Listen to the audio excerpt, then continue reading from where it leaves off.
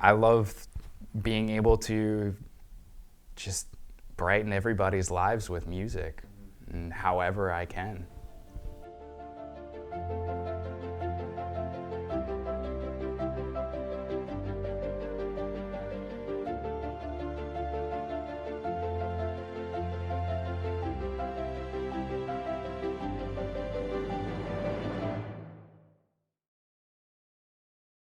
My name is Amity Castanel III. My name's Jordan. I'm a music therapist. I was born in New Orleans, found my way all the way up here, but I have deep roots in New Orleans.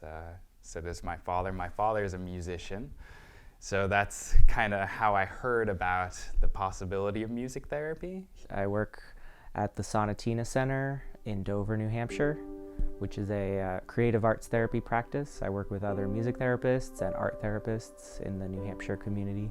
I've been working in the field for 3 years professionally and 2 years doing intern, etc. So the main indications of Alzheimer's disease in particular are are plaques that build up in the brain that make it harder for those signals to move clearly, and then there are also the neurofibrillary tangles that start to build up over time, and those are essentially like blockages in the pathways that are required for certain functions in the brain to happen. Over time, those build up and cause more and more degeneration of the brain cells, and it can start with lapses in memory, but over time personality is affected and independence can start to become a lot more difficult, and activities of daily function become a lot harder. Music therapy is an evidence-based practice where a music therapist works with individuals and with groups and develops a relationship with clients where they're using music, either actively engaging in music or listening to music for therapeutic goals. The goals for music therapy with individuals with Alzheimer's or dementia can be anywhere from decreasing depression, decreasing isolation. A lot of times, like I spoke about, they could feel very lonely, waking up, not knowing anybody around you, decreasing even agitation. When you start to forget things, one of the biggest things about Alzheimer's dementia is that your memory starts to go. And just forgetting everything can be really frustrating. It's just like, I've had clients where we could have a session, and then 2 minutes after the session, they say, "Oh, who are you? You have a guitar. Are you gonna play today?" And so appreciating the temporary joy that it can bring. My primary goals are to create opportunities to socialize and to connect as a group, and to increase awareness of the other people around and the environment, and to use music as a way to elevate mood and to reduce stress and anxiety. Going forward with a session, generally you're given background information from family members or the medical, the diagnoses and the record, and being able to derive from that what their diagnosis is and what kind of troubles they might be facing, whether it's pain, whether it's agitation, whether it's just isolation, because a lot of times memory units, they can feel very lonely, and not knowing anybody, and every day you wake up and it's new faces everywhere. It can be really hard. A lot of situations in which you see instruments, it's a great way for tactile stimulation. I like to bring a lot of percussion instruments, so I have a lot of small hand drums and shakers and maracas and tambourines. It gives people another way to express their emotions, to express themselves. And that's a very difficult thing to do for anybody, really. If you're feeling bad, feeling sad, feeling angry, it can be hard to just tell somebody that. And when you have an instrument in your hand, you can hear that.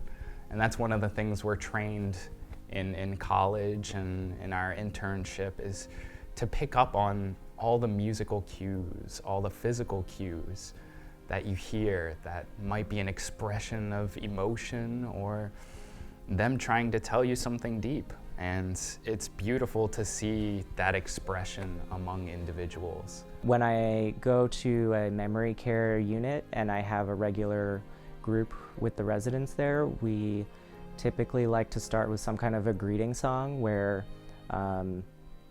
within the song I can say hello to each resident and sort of have that individual check-in with each person. Individual sessions are generally one-on-one, or if the family wants to be involved, they're always welcome to be involved, because a lot of times with Alzheimer's dementia, they might have memories of their youth, but they're not able to share them, or they're not able to articulate how something makes them feel or what type of music they used to enjoy.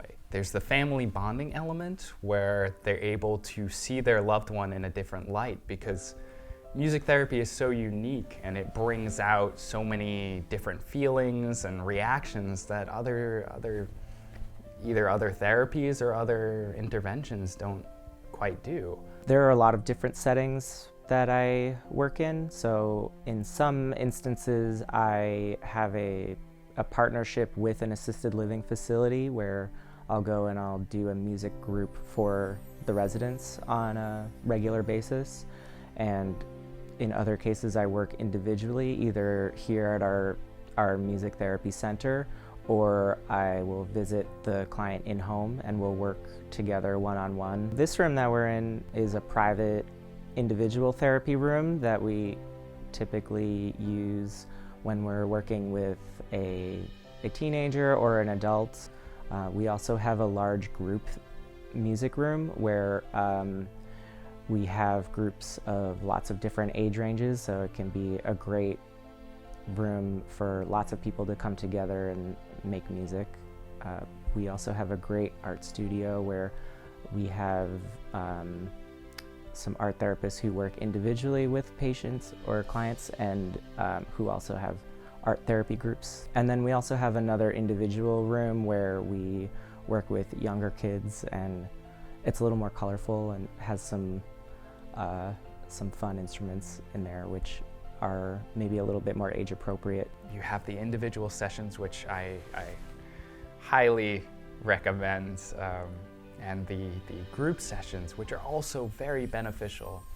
The only downside I could think of for group sessions is that you don't get the same attention. Like, you won't have the same background of information on everybody in the group. I've led groups of 20, 30 individuals, and it's impossible to meet everybody's need, but engaging them as much as you can in that one-on-one interaction, or encouraging staff members to join in hand over hand for that tactile stimulation, or even encouraging a group member to sing out. During the session, there is a lot of music that might be from, when they were in their teens. It's always important to play appropriate music for their decade, for their lifespan. So it's important not to bring dubstep into there. But yes, familiarity to music, any sort of familiar music is wonderful. That tends to be the kind of music that really holds that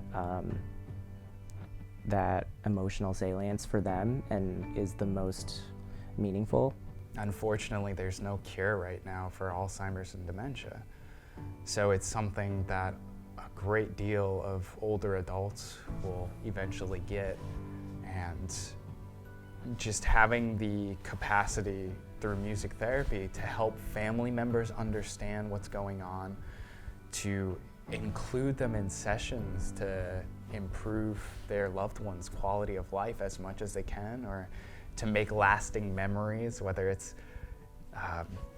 either having them come in and sing or videotape a session for their family members so that they can have that to hold on to. The real moment that sold me for music therapy was I was a sophomore in college, and they make you go out doing field studies where you observe professional music therapists in the field. They allowed me a chance to kind of co-lead or contribute a song to a session. I did so, and it was a song that a couple of the group members, it was older adults in a rehabilitation facility. A couple of the adults really took to music, and you saw their face brighten up. You saw smiles emerge, and the most miraculous thing is that after the session had happened, staff walked up to me and they grabbed me by the shoulder and they're just like, "We have to tell you, so-and-so hasn't said a word or smiled in months, probably since they've been at this facility." I would say that what is unique about music therapy is that it's based in a relationship between a client and the therapist, and through that relationship you're building trust. A lot of times somebody may be too afraid to sing. Unfortunately, many people are told that, oh, you don't have a nice voice or something of that sort, and so they just hide their voice for the rest of their lives. And it's a shame because everybody has a gift to share, and even if your voice is not auditorily pleasing, for lack of a better word, everybody's voice matters. And it's beautiful to be able to share in that and not feel ashamed. One of the things about music therapy is that it's so powerful across the lifespan. And that's one of the most amazing things. Even early on for education concepts, like you might be able to remember when you were in school, kindergarten, how did they teach you the alphabet?